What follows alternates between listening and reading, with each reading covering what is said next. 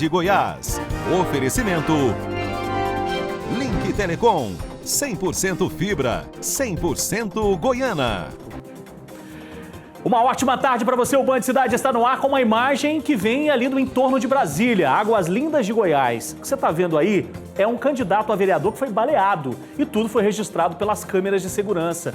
Esse é um ano eleitoral, enfim, onde a gente tem falado sobre as eleições acirradas em muitos municípios, né? E esse candidato a vereador, ele estava junto com o assessor dele que está aí, desce do lado do passageiro, acaba levando esse tiro. Esse homem foi socorrido, levado para o hospital e daqui a pouco os detalhes dessa história eu trago para você aqui dentro do nosso Band Cidade. Você viu que violência, né? Por todos os lados, a gente tem falado muito e mais um caso para você que está acompanhando o nosso Band Cidade. Beleza?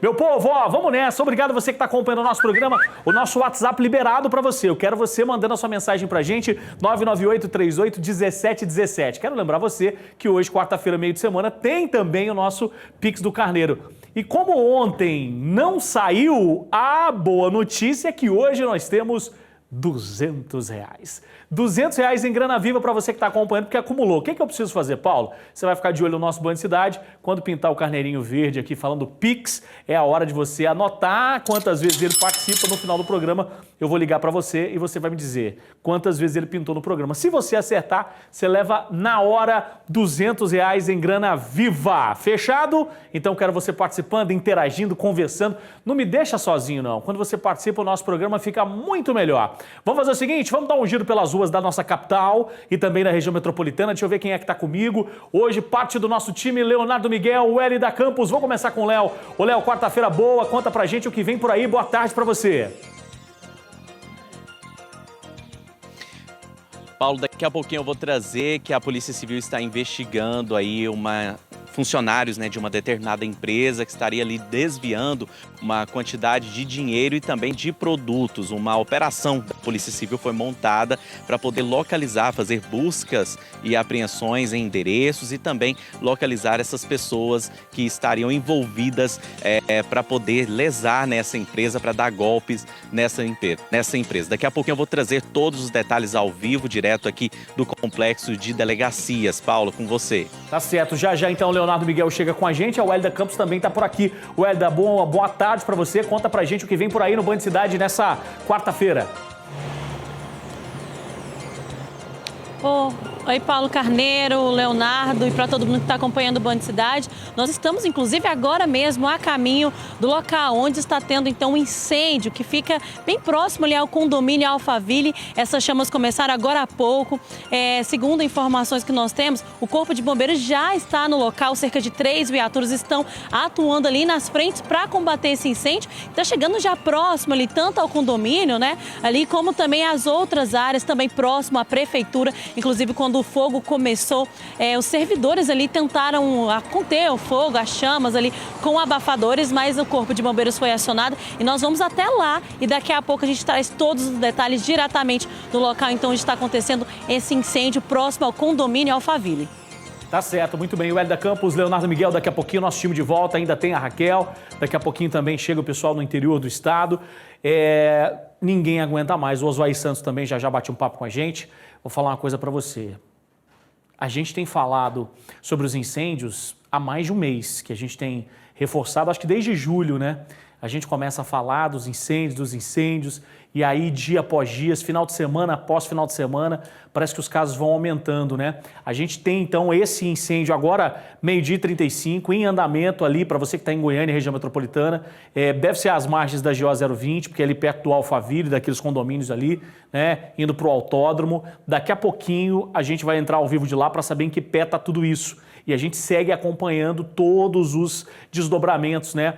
Ontem o ministro Flávio Dino cobrou aí um reforço do governo federal, o reforço dos estados também com relação aos brigadistas e com relação à corporação, né, o Corpo de Bombeiros, os homens e mulheres que trabalham no combate aos incêndios. Mas a preocupação que nós temos que ter é até quando a gente vai tentar apagar o incêndio que já está acontecendo? Por que a gente não pensa em ações preventivas para evitar que esse tipo de coisa aconteça? É a pergunta que todo mundo faz, né? Será que falta fiscalização, falta efetivo? A gente vai continuar falando disso e eu trago daqui a pouco para você informações sobre esse incêndio lá no Alphaville. Fala, meu filho! Atenção, meu povo! Não! Você tá entrando na hora do pico. Ó, o que vale é o carneirinho verde ali, ó. Agora, 12h36. O que você tá com esse óculos ao contrário? Você tá muito doido, né, velho? Não te falar. E aí seu olho ficou mais forte. Sai da minha frente. Boa tarde, Paulo Vaqueiro, todas as minhas colegas de trabalho e os fedidos aí também que estão em casa. Bora que começou! Eu não sei, não. Eu acho que você tá arriscando demais, né? Com esse teu cabeção aqui invadindo o nosso programa todos os dias. Deixa eu te contar uma história. Lembra que nós falamos do incêndio lá da Serra das Areias, em Aparecida de Goiânia? Pois bem, o homem que é o suspeito desse incêndio lá na Serra das Areias, ele foi ouvido ontem pela Delegacia de Repressão contra Crimes ao Meio Ambiente, né? Contra crimes relacionados aí ao meio ambiente. E aí é o seguinte, cara, cada cara que a gente ouve que está sendo acusado, suspeito de cometer um incêndio criminoso, esses caras têm umas versões. O outro lá da Vila Canaã, não lembro de nada, não sei de nada, não sei onde estou, não sei quem sou, eu sou meio doido. Esse diz que colocou fogo no colchão porque o colchão estava fedendo. O colchão estava fedendo na casa dele, ele falou, eu quero saber, eu acho que eu vou botar fogo nesse colchão. Agora pensa bem, o cara faz xixi no colchão e a gente é que paga por isso. O Osvair Santos acompanhou esse caso, inclusive bateu um papo com esse incendiário, o cara do colchão mijado, e vai trazer pra gente na tela do nosso Band Cidade. Olha só. Nas imagens, um homem aparece tentando ajudar os bombeiros a apagar o fogo. Mas não se engane, foi ele e a namorada quem provocaram o incêndio. O homem confessou o crime na Delegacia Estadual de Meio Ambiente e aceitou conversar com nossa reportagem sem mostrar o rosto. Eu fui lá a princípio para tacar fogo num colchão velho que estava com bastante odor, né? Estava fedendo e aí eu ia colocar fogo já quase na entrada. Só que aí o pessoal lá do mercado gritaram para não tacar fogo. Eu achei melhor jogar mais para frente um pouco, por conta que o mercado estava ali próximo e poderia a fumaça atingir o pessoal. Então eu fui mais uns 200 metros para frente e taquei fogo no colchão, mas não foi com a intenção nenhuma de colocar fogo no mato. Tanto que eu coloquei o colchão meio que beira na estrada, meio que na areia. Apesar de ter dito que o ato não foi intencional, a situação do homem está complicada. Ele será indiciado no artigo 250, que prevê pena de até 8 anos de prisão. E eu disse, inclusive, para ele, você não teria ouvido tanto essa recomendação, orientações de todo mundo que não pode se colocar fogo no momento? Ele falou que sim, mesmo assim, faltou esse dever de cuidado e eu vou mais longe ainda. Era realmente previsível, é o cara que assume o risco de causar um incêndio. Razão pela qual nós acreditamos que iremos indiciá-lo, sim, pelo crime do artigo 250, cuja pena pode chegar até 8 anos de reclusão. O delegado Luziano Carvalho afirma que desde o dia do incêndio na Serra das Areias, as investigações foram rigorosas, com o objetivo de encontrar os responsáveis pelo crime. Foi montado um verdadeiro quebra-cabeças até se chegar ao desfecho final. Primeiro fomos lá no próprio supermercado, onde as pessoas viram, pegamos aí placas do carro, muitas filmagens, e identificamos o dono do veículo, fomos do dono do veículo, em qual está o nome. Ele teria vendido para uma terceira pessoa, que é um pastor, e ouvimos também, de repente, não, o carro estava com o meu filho, claro, né? E ele não veio espontaneamente, ele foi intimado a comparecer nessa delegacia, mas foi um trabalho que demorou tempo, mesmo porque ele não estava no local, inclusive o próprio carro, cadê o carro? Nós iríamos fazer a apreensão também, né? Mas está aí com um tio dele em outro local. O incêndio na Serra das Areias aconteceu na última quarta-feira em Aparecida de Goiânia. As chamas se espalharam rápido e, mesmo com o trabalho do Corpo de Bombeiros, destruíram 29 hectares de mata. O delegado pede a conscientização da população para que não provoque incêndios, porque é crime e, além de devastar o meio ambiente, coloca em risco a vida das pessoas. Até agora, 4 pessoas foram presas em Goiás, acusadas de provocar incêndios. No caso específico da Serra das Areias, ninguém foi preso porque não houve flagrante. Porém, a situação pode mudar se for decretada a prisão preventiva dos envolvidos. Tem lógica um negócio desse, né? A explicação é a mais absurda possível. E aí mostra que, e aí eu tô com o doutor Luciano, que ele disse ali, faz total sentido, cara. Mesmo sabendo das orientações, que nessa época o tempo tá seco, é mais propício para que o incêndio se espalhe, que saia de controle, mesmo assim o cara resolve colocar fogo no colchão. Uma péssima ideia também, né, meu irmão? Uma péssima ideia. O cara tá com um colchão podre, joga o colchão fora, né? Sei lá, agora botar fogo é a pior das ideias. Aí o cara vai para uma área de mata, né? Uma área onde o tempo está seco, a vegetação está toda seca e coloca fogo no colchão. Assim, como o delegado disse, o cara sabia do risco que estava correndo. E agora vai responder por isso. Gente, 29 hectares destruídos. É um prejuízo gigantesco. Imagina quantos animais morreram, né? Quantas espécies, porque os bichinhos vão fugindo do fogo.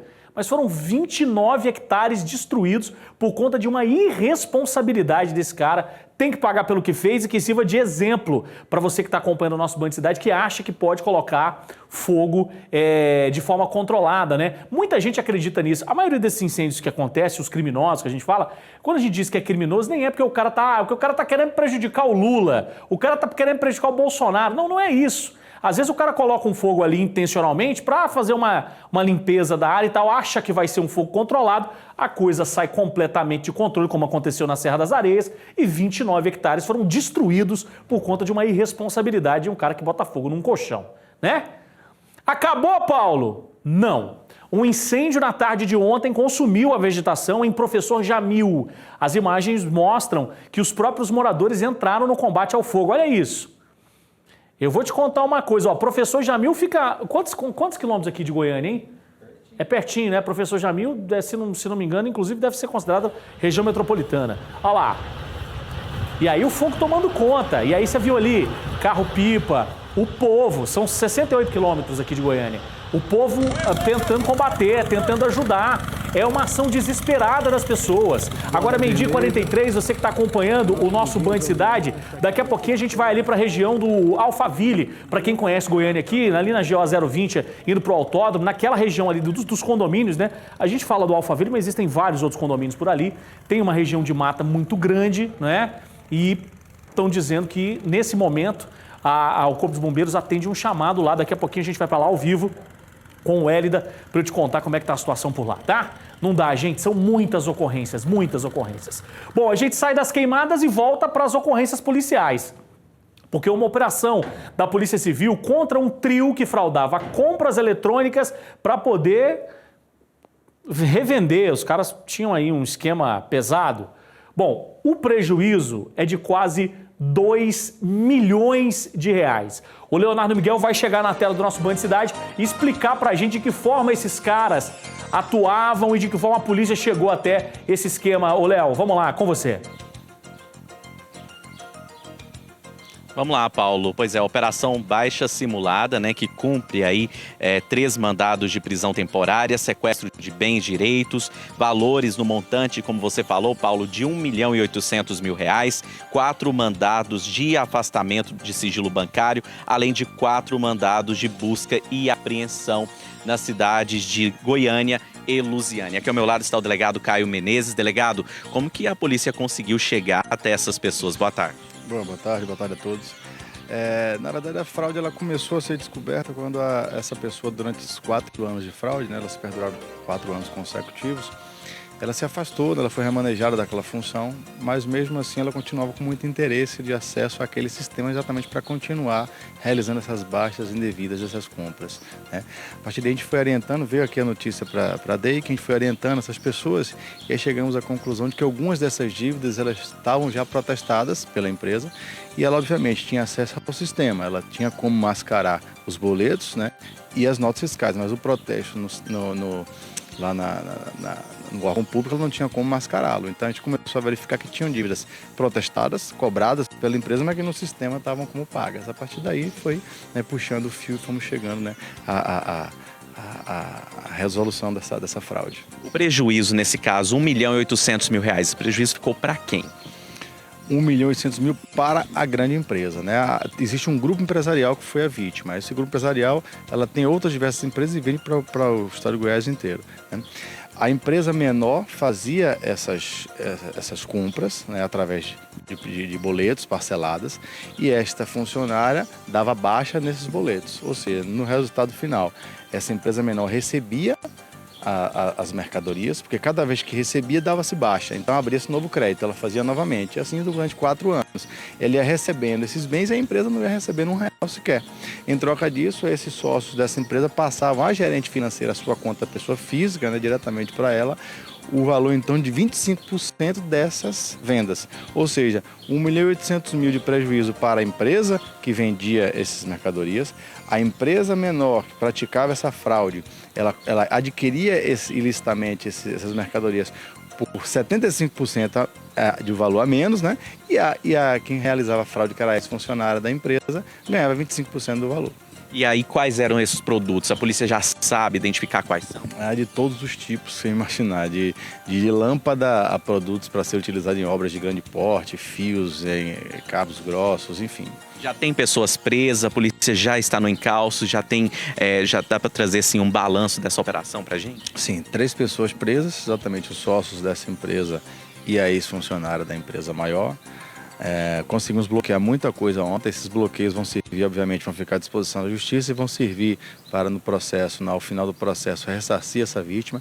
Então, foi bloqueado ontem veículos, as contas bancárias também foram todas bloqueadas. A gente ainda vai ver qual é o resultado desses bloqueios de valores, né? Então, muita coisa a gente conseguiu bloquear. Diversos produtos que estavam lá nessa loja, a gente verificou que não tinham sido pagos ainda, faziam parte desse esquema, também foram apreendidos. Então, muita coisa foi bloqueada.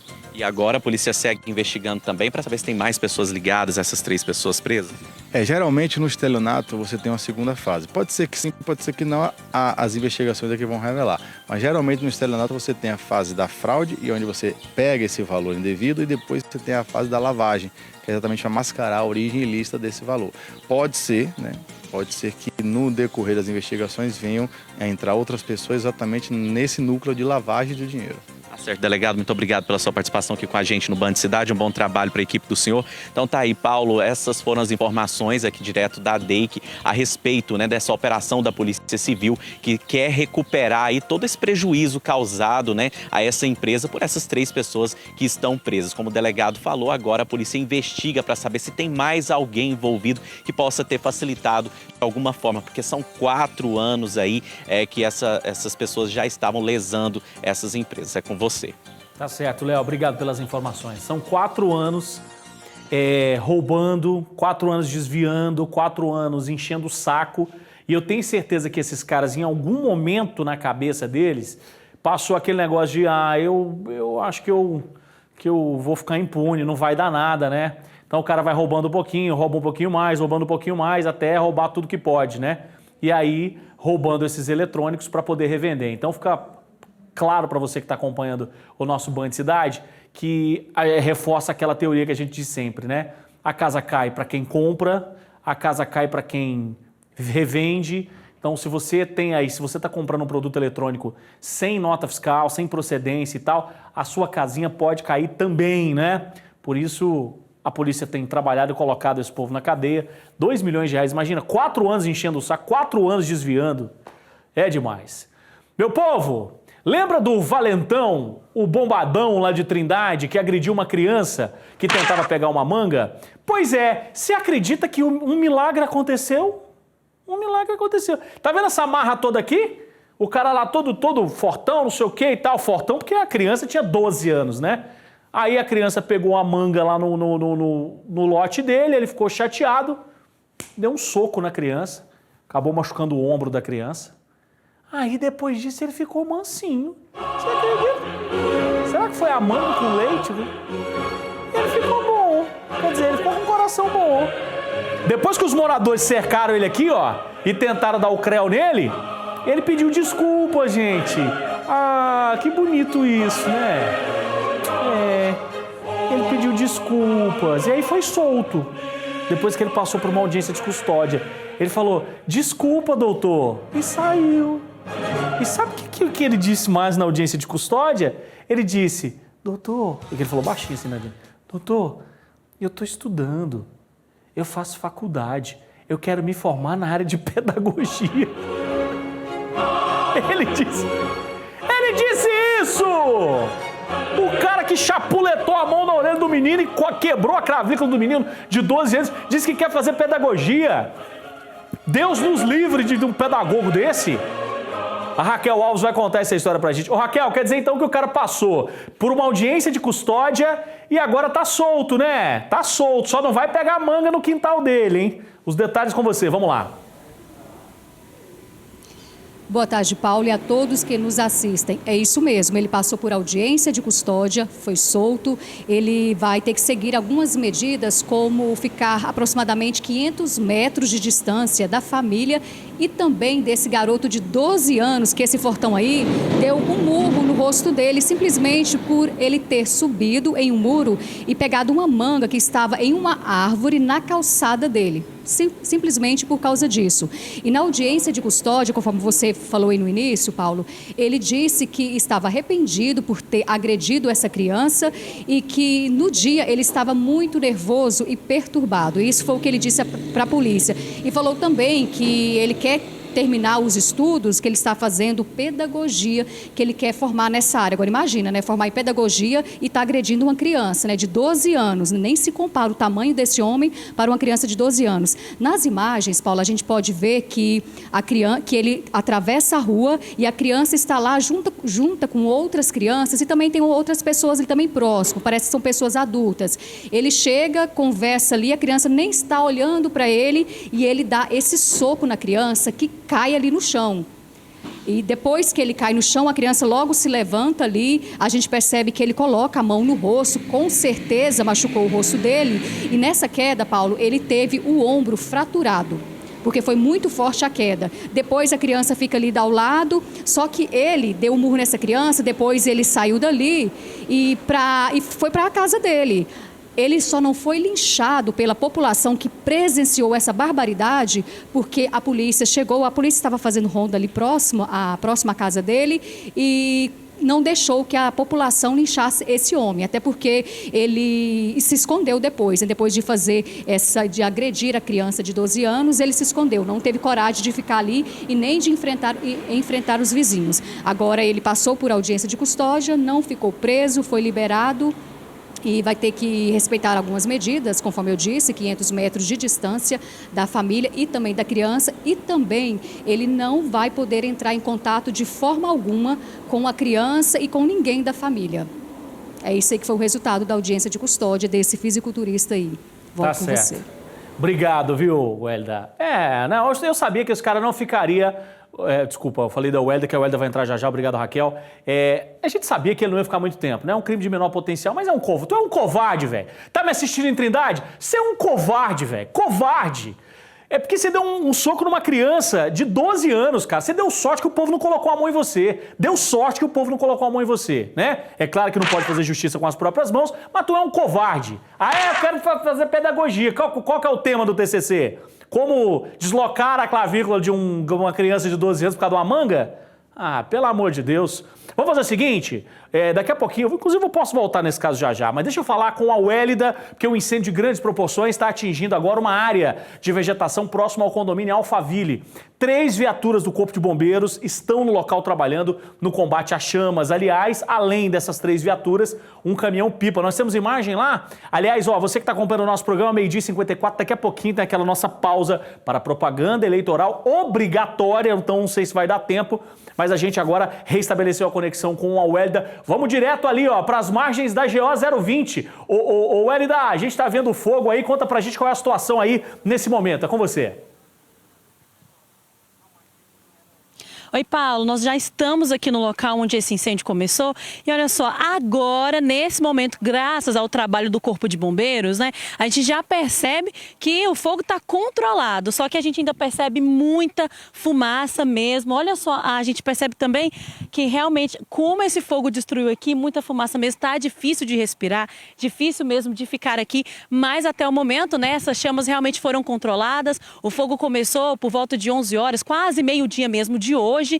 E olha só, começou aqui nesse ponto alto mesmo, que nós estamos aqui próximo ao Alphaville, do lado aqui a gente já vê o condomínio Alphaville, tem a prefeitura aqui do lado de trás e também tem esses condomínios, esses prédios residenciais aqui. Então, como a gente está vendo, está bem próximo, realmente o fogo deixou muita gente assustada, mesmo até os servidores da prefeitura, né? Assim que eles viram as chamas, tentaram acionar o corpo de bombeiros e agora tá assim, ó, fogo controlado, só que muita fumaça mesmo. E o Tiago, né, o capitão Tiago, que vai trazer detalhes, então, como foi esse trabalho, né? Teve viatura do corpo de bombeiros, mas até caminhão-pipa. Tanto que no momento que nós chegamos aqui, nós já vimos esse caminhão-pipa atuando aqui nesses arredores, aqui próximo mesmo, impedindo que esse fogo, né, volte e também se alastrasse aqui e atingisse, então, toda essa região residencial e também a prefeitura. Tiago, boa tarde. Conta pra gente como foi essa ação aqui do Corpo de Bombeiros para conter essas chamas. Boa tarde, Paulo, a todos que nos assistem. Então, nós fomos acionados, né, para debelar esse foco de incêndio aqui nessa região, que é uma região crítica, porque tem uma reserva, uma área de preservação permanente, como a gente vê aqui atrás, muito grande, né, e muito importante para o local. Então, no momento que o Corpo de Bombeiros chegou, já tinha uma equipe aqui também do Alphaville, uma equipe do shopping, já com efetivo e com 2 caminhões-pipas para dar um apoio. Nós viemos com 4 viaturas e 20 bombeiros militares. Nós dividimos a área de atuação, o pessoal do Alphaville ficou na parte de menor risco, nessa parte da pastagem mais acima, e o Corpo de Bombeiros atuou ali, garantindo a segurança da área de preservação permanente, evitando que esse fogo adentrasse a reserva e causasse um desastre ambiental de grandes proporções. Tiago, a gente está vendo aqui bem próximo, né, que é a mata bem próxima e também bem grande, é uma área muito grande mesmo, então o trabalho foi focar nisso, evitar que essas chamas atingissem, porque aí ficaria mais descontrolado. Sim, a gente determina os pontos mais críticos e o local de maior importância. Então, nesse ponto aqui, a área de preservação permanente é o ponto mais importante. Então, a gente colocou os nossos esforços especificamente ali, montando uma linha de combate para impedir que esse fogo chegasse ali naquela área, enquanto o pessoal da brigada aqui do Alphaville combateu na região da pastagem e conseguiu controlar. A gente está vendo agora que tem bastante fumaça ainda vai ter fumaça por algumas horas, pode ser que até amanhã pode ter fumaça, porque os troncos, os galhos, na hora que eles sofrem a queima, eles vão queimando o seu interior, e alguns dias vai sair na fumaça, então o pessoal pode ver fumaça, mas às vezes não vai ser incêndio, e vai estar dentro da área do black, que a gente denomina, da área queimada. Porém, os caminhões-pipas daqui do Alphaville vão estar monitorando, e nossa equipe do batalhão mais próximo vai estar monitorando também, para evitar uma reignição.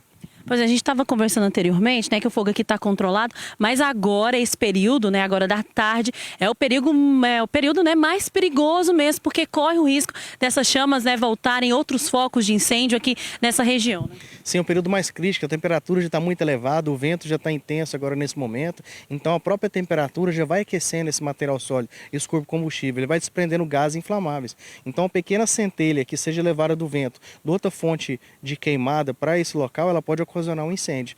Então a gente pede para a população tomar cuidado, evitar fazer uma forma de manejo do fogo, que é utilizando um aceiro negro, colocando fogo para conter. Identificou uma situação como essa, de imediato chama o Corpo de Bombeiros, que a gente vai deslocar o mais rápido possível para tentar controlar a situação e extinguir aquele fogo. A gente já está vendo aqui. É isso, gente. Ó, nosso tempo tá. Daqui a pouquinho eu vou voltar com a Wélida, porque o nosso tempo tá corrido. A gente tem agora a propaganda eleitoral gratuita, obrigatória. Quero lembrar você, então, o fogo está controlado. Qualquer novidade sobre esse caso, a gente volta a falar. 10 minutinhos. Não me deixa sozinho, não. Fica comigo. É o tempo de você beber uma água, vai no banheiro. Carneirinho já pintou na tela. Vale para você R$200 hoje aqui no nosso Band Cidade. Agora, 12h59, em 10 minutos a gente está de volta. A gente volta já.